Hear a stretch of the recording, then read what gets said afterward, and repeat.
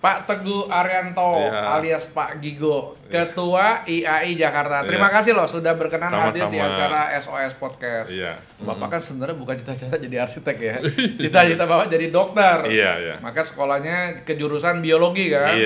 Terus tapi ada cerita menarik, tiba-tiba Bapak berubah ingin menjadi arsitek karena melihat sesuatu tuh Pak. Ceritanya gimana tuh Pak? Iya, jadi waktu saya SMA ya, itu dulu SMA masa saya itu ketika kelas 2 itu dibagi pembagian jurusan fisika, biologi atau sosial. Nah memang saya tuh orang tua saya itu ingin banget tuh salah satu anaknya jadi dokter. Nah, kebetulan saya anak terakhir, kakak-kakak saya sudah kayaknya nggak jadi dokter, akhirnya saya yang kayaknya diarahkan orang tua jadi dokter. Ya, dan saya memang juga ingin juga ya jadi dokter, sehingga kelas 2 saya ambil jurusan biologi ya, karena memang rata-rata teman-teman yang mau jadi dokter itu kalau nggak fisika masuk ke jurusan biologi. Nah saya masuklah ke jurusan biologi dengan berharap saya bisa jadi dokter. Orang tua juga udah seneng ya saya masuk biologi untuk jadi dokter. Nah pada satu hari saya diajak teman saya juga di situ, satu SMA juga, untuk main ke rumah dia ya. Dekat sih di daerah-daerah Jakarta Timur ya. Saya begitu masuk ke rumah dia, saya cukup surprise dan terenyuh ya sebetulnya ya. Jadi rumahnya itu di gang kecil, gangnya itu tidak sekedar gang tapi benar-benar gang kecil yang bahkan motor pun nggak lewat ya. Itu jadi mungkin pas satu orang aja, jadi kalau ada 2 orang begitu ya dia harus geser-geser gitu ya, harus menyamping. Nah dia tinggal di situ. Ya mungkin rumahnya lebarnya 2 meter bahkan atau 3 meter saja, dalamnya mungkin sekitar 4 atau 5 meter. Itu ada 3 lantai, tapi jangan bayangkan 3 lantai dengan beton gitu ya, tapi kayu ya, jadi kayak ada dek kayu kayak gitu-gitu ya. Nah di situ saya lihat banyak orang gitu ya, saya suka iseng bertanya. Ada pesta kali ya? Iya, saya pikir begitu, ternyata dihuni 6 keluarga ya. 6 keluarga ya, mungkin masing-masing keluarga anaknya 1 atau 2 lah ya. Jadi bisa dibayangkan berapa orang yang tinggal di situ. Nah, jadi saya lihat, jadi ketika saya datang ya apa ya, kasur di mana-mana, tikar di mana-mana, karena kalau malam mereka katanya ya udah tinggal gelar tikar, tidur gitu ya. Kalau belajar ya mereka ya kadang-kadang ke musola gitu, karena di musola ada lampu yang lebih terang dan cahaya segala macam yang lebih terang, jadi kalau belajar mereka ke musola atau dekat situ ya. Nah itu akhirnya membuat saya pulang dari situ saya berpikir ada yang salah gitu ya, rumah ini jelas tidak sehat. Nggak ada jendela juga ya? Nggak ada jendela, karena tetangga-tetangganya juga sama, rumah-rumah kecil begitu nempel ya. Bisa bayangkan kalau itu terjadi kebakaran dan sebagainya ya. Tapi yang pasti hal pertama itu rumah udah pasti tidak sehat. Bisa bayangkan kalau ada yang satu kena TBC dan sebagainya kan itu nular ya. Satu rumah bisa kena semua. Nah dari situ saya berpikir, aduh saya kayaknya lebih merasa cocok ketika saya bisa menjadi arsitek untuk suatu hari ya, mendesain rumah-rumah atau perkampungan-perkampungan kita perbaikin bersama lah. Nah jadi dari situ saya mulai pindah jalur sedikit demi sedikit, saya belajar baca-baca buku mengenai dunia arsitek ya. Jadi itulah awal dasar saya akhirnya belok ya menjadi arsitek. Meskipun Bapak Ibu mungkin kecewa ya, tapi ya sudah, alhamdulillah akhirnya mereka bisa terima juga sih. Ya akhirnya kemudian setelah SMA saya ambil kuliah jurusan arsitektur. Welcome to SOS Podcast, tempat orang-orang hebat bicara.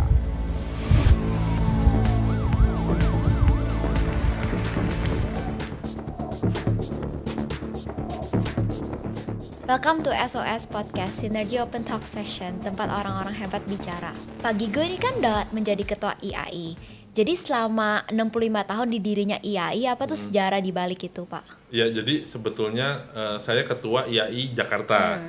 Nah, IAI sendiri itu berdiri dari akhir tahun 50-an ya. Jadi betul kurang lebih sudah 65 tahun kita berdiri. Dan IAI satu-satunya memang asosiasi yang menaungi profesi arsitek. Nah, zaman dulu itu satu-satunya jurusan arsitektur tuh ya dari ITB ya, yang sekarang kita kenal ITB. Ya itu berarti teman-teman alumni arsitektur sana yang pertama mulai mendirikan asosiasi atau perkumpulan untuk arsitek ya IAI. Jadi dulu awal berdirinya justru di Bandung. Ya gitu sih sejarah dari IAI. Yang gitu berperan penting dalam mendirikan IAI ini siapa nih Pak? Ya ada beberapa senior kita ya, yaitu salah satunya atau beberapanya Pak Silaban, kemudian ada Lim Buanci namanya, kemudian ada Pak Susilo, dan beberapa kawan lain yang memang jebolan dari kampus di Bandung. Dari ITB semua itu ya? Waktu mulai itu sebenarnya apa sih tujuan utamanya itu ya Pak? Tujuan utamanya satu adalah membuat perhimpunan. Sebelum terlalu banyak ya arsitek-arsitek lulusan pada saat itu ya mereka segera membuat sebuah perhimpunan yang memang tujuan utama adalah untuk satu menghimpun profesi atau para arsitek di Indonesia, kedua kemudian memberikan edukasi kepada masyarakat tentang apa itu arsitek dan sebagainya kan pada saat itu banyak orang belum terlalu paham apa itu sebetulnya profesi arsitek. Jadi selama 65 tahun didirikan, kayak apakah ada struktur kerja IAI yang ter-establish sama juga apa selama 65 tahun ini kayak progres perkembangan yang mempengaruhi arsitektur di Indonesia? Iya, jadi dari selama 65 tahun itu awalnya memang IAI tidak memiliki chapter atau cabang tiap provinsi ya. Nah sekarang alhamdulillah setelah sekian tahun, 65 tahun, IAI itu sudah memiliki di setiap provinsi ada IAI chapter atau IAI cabang.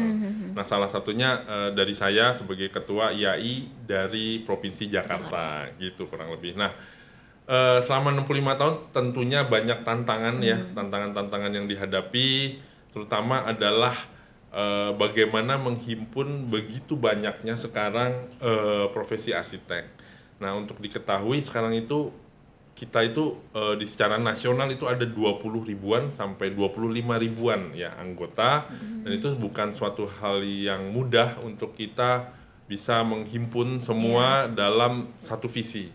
Nah, IAI Jakarta sendiri itu memiliki anggota sekitar 8 ribuan ya. 8 ribuan yang ya kita harus himpun, kadang kita berkumpul, kita memberikan seminar dan segalanya untuk bisa memberikan edukasi, wawasan, isu-isu terkini apa kita berikan kepada mereka, tambahan ilmu dan pendidikan. Ya kurang lebih itu sih kerja kita ya sebagai asosiasi. Ya di dalam perjalanan kan Bapak juga akan rencana mau bikin lomba ya, rumah kecil tuh maksudnya apa Pak? Nah, jadi berhubungan dengan yang tadi cita-cita saya yang berubah ya.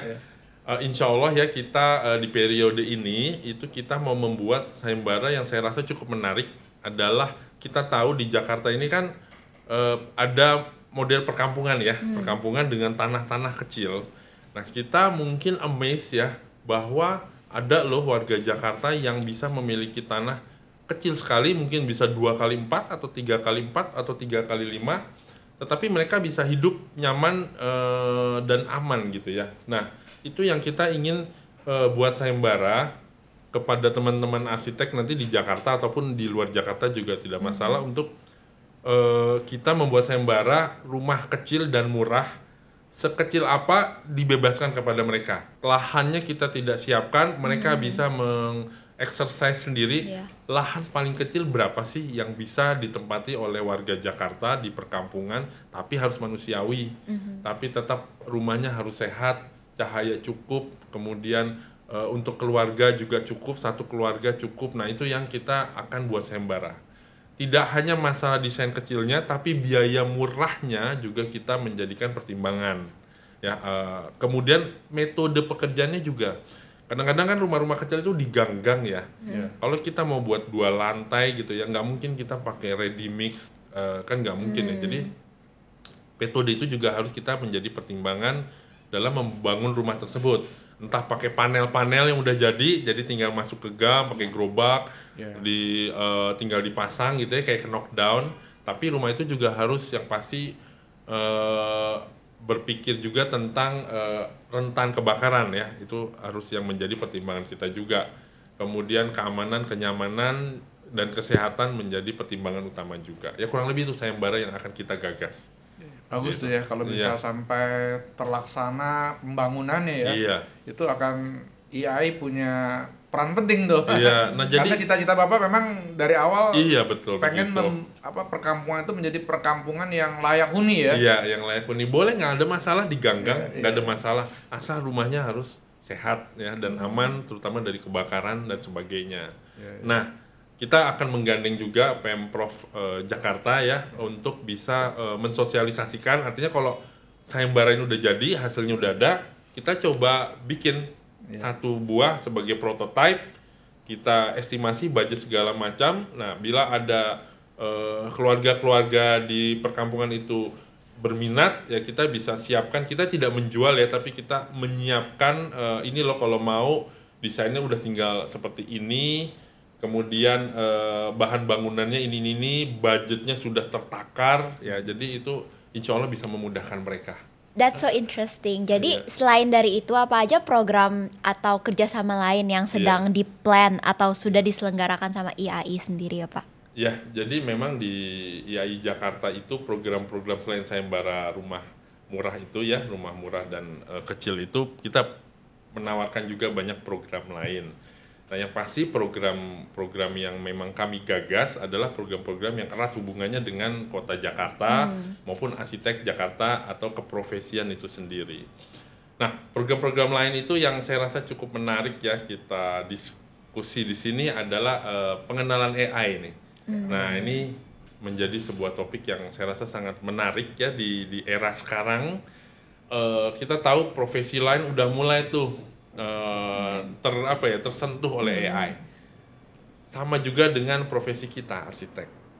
Kita sudah mulai AI sudah mulai masuk ke dalam dunia profesi arsitek juga, sehingga bagaimanapun juga kita harus siap.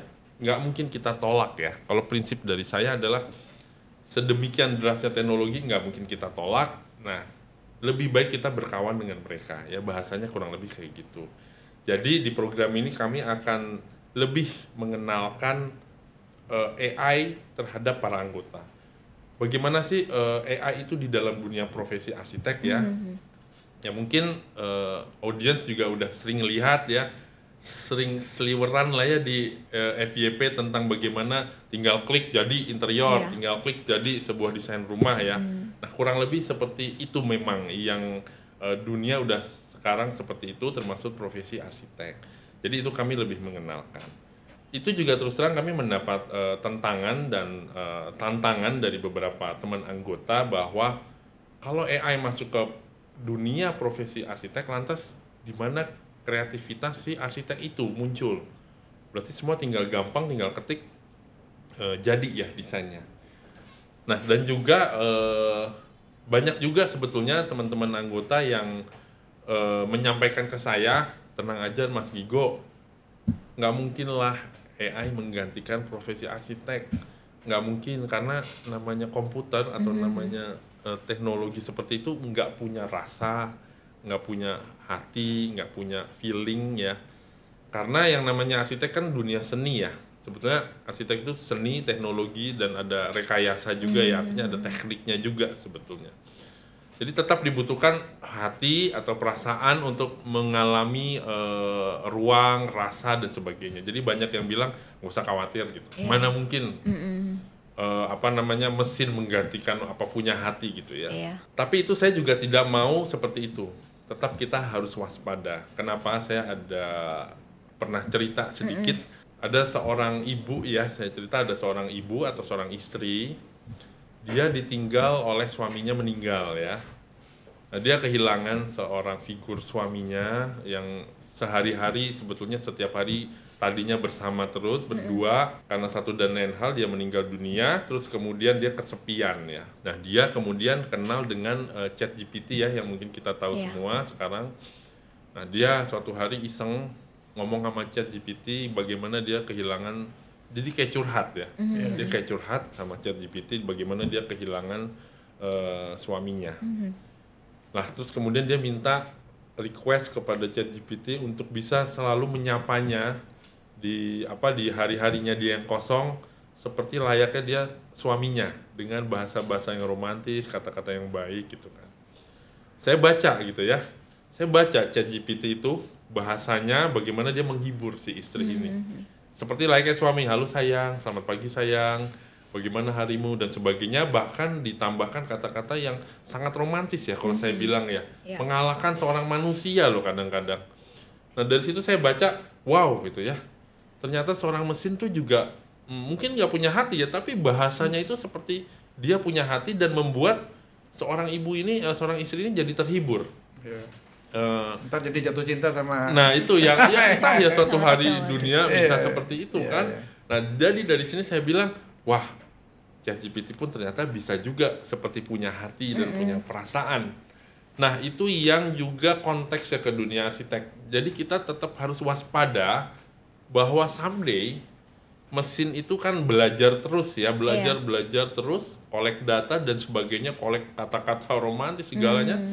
Nah suatu hari juga bisa jadi dia semacam memiliki perasaan ya, memiliki hati juga untuk bisa mengalami ruang rasa dan sebagainya ya. Nah itu juga, jadi instead daripada saya bilang nggak mungkin digantikan, saya lebih baik prefer mewaspadai, antisipasi benar, mewaspadai, mengantisipasi bagaimana kita bisa harus tetap berteman dengan mereka tanpa profesi kita tergantikan. Nah gitu. Nah saat ini memang yang kita siapkan adalah memberikan edukasi kepada para arsitek bahwa begini loh cara menggunakan AI yang bijaksana terhadap di profesi kita, sampai sebatas mana. Jadi hal-hal itu yang terus kita infokan ke para anggota. Tapi aku juga, menurut aku walaupun AI sebagus itu, cuman nggak ada point of uniqueness. Jadi mungkin dia bisa bangun 10 rumah sama. Cuman kan kalau arsitek kan beda-beda kan, tergantung style masing-masing. Kayak gitu sih. Jadi saya juga tahun lalu ya, saya ke sebuah konsultan arsitek terkenal di London ya, namanya Foster, itu seorang arsitek terkenal lah ya, Foster. Dia juga cerita bahwa di kantornya dia itu udah mulai dia pakai AI. Bahkan dia membuat programnya sendiri. Ya, jadi dia membuat program bukan open source, dia membuat programnya sendiri, membuat AI sendiri. Waktu itu kita IAI Jakarta main ke kantornya dia, kemudian dia presentasi sampai sebatas mana dia memakai AI. Dia bilang hari ini AI belum bisa menggantikan profesi arsitek. Akan masih ada finishing touch di akhir. Jadi dia ada sebuah project, dia lihat ini hasil AI, ini hasil yang akhirnya kita buat. Ya, ada perbedaan mungkin tapi tidak banyak ya, mungkin sekitar 20-25% ya ada perbedaan dari layoutnya, dari fasadnya. Itu meskipun itu ada perbedaan, tapi dia bilang hari ini belum bisa. Saya tidak tahu suatu hari bagaimana AI menggantikan atau membantu profesi arsitek. Jadi masih ada finishing touch-nya dan itu harus masih ada human-nya di situ. Ada sebetulnya yang ingin saya sampaikan juga tadi kan terkait acara IAI Jakarta di periode ini ya. Kita ada acara yang cukup baik, cukup bagus dan cukup besar. Ini acara reguler tiap tahun kita adakan, yaitu Jakarta Architecture Festival. Ya.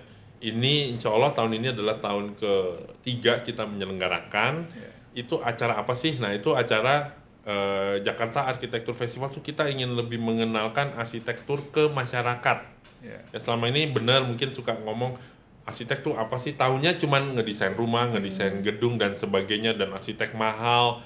Kayaknya beberapa orang kayaknya nggak mungkin deh berhubungan sama arsitek dan sebagainya. Nah itu yang kita ingin mengenalkan kepada masyarakat dari berbagai kalangan ya, dari paling bawah, menengah maupun atas, bahwa ini loh arsitek atau arsitektur itu apa sih sebetulnya, pekerjaan apa, profesi apa, dan juga berhubungan dengan kota, yaitu kota Jakarta, karena kami IAI Jakarta.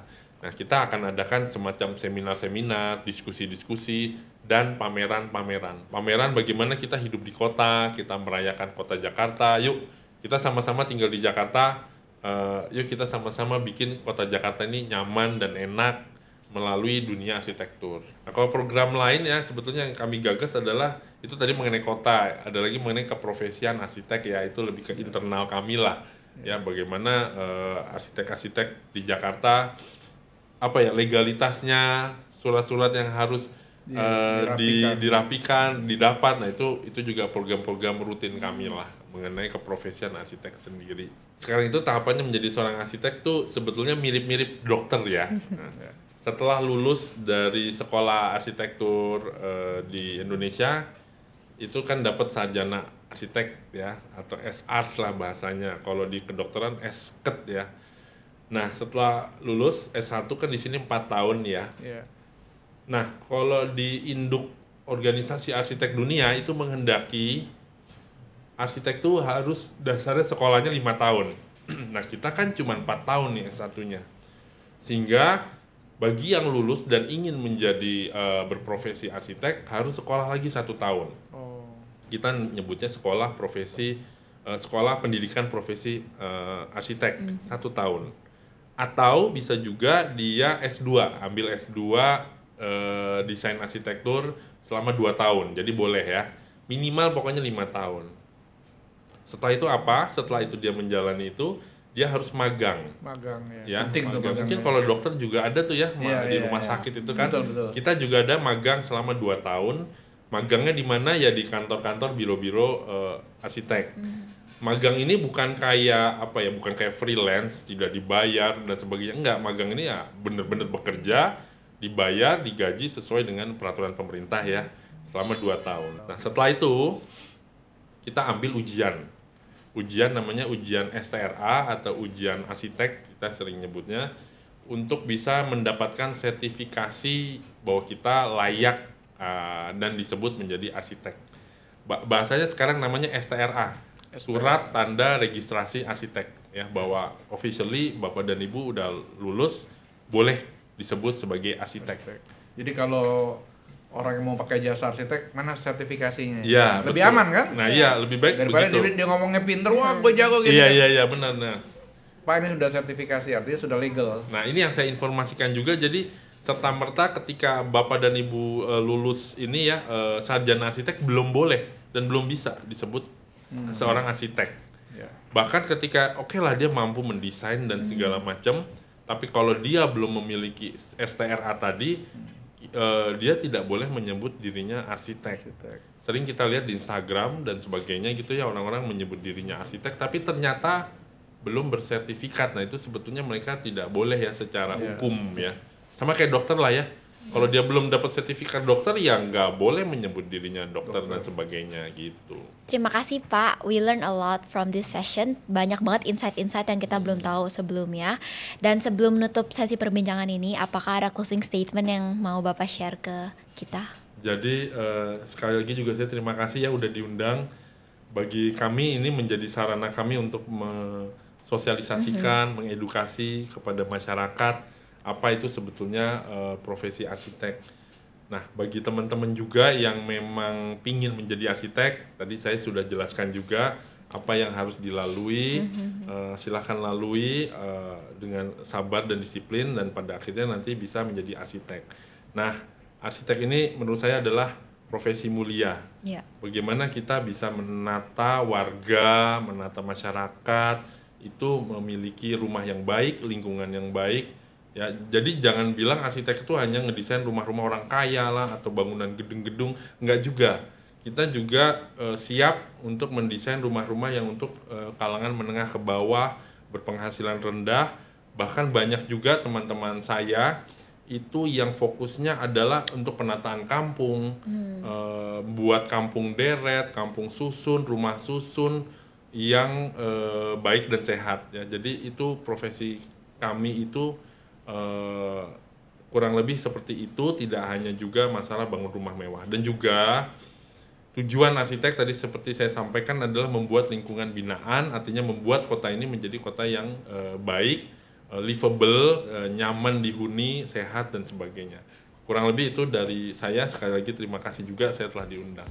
Terima kasih Pak Teguh, Pak Gigo ya dipakai. Ya, Pak Gigo, ya terima kasih. Terima kasih Pak Teguh. Ini ada sedikit merchandise dari Arna, sponsor kami, Granite House. Terima kasih.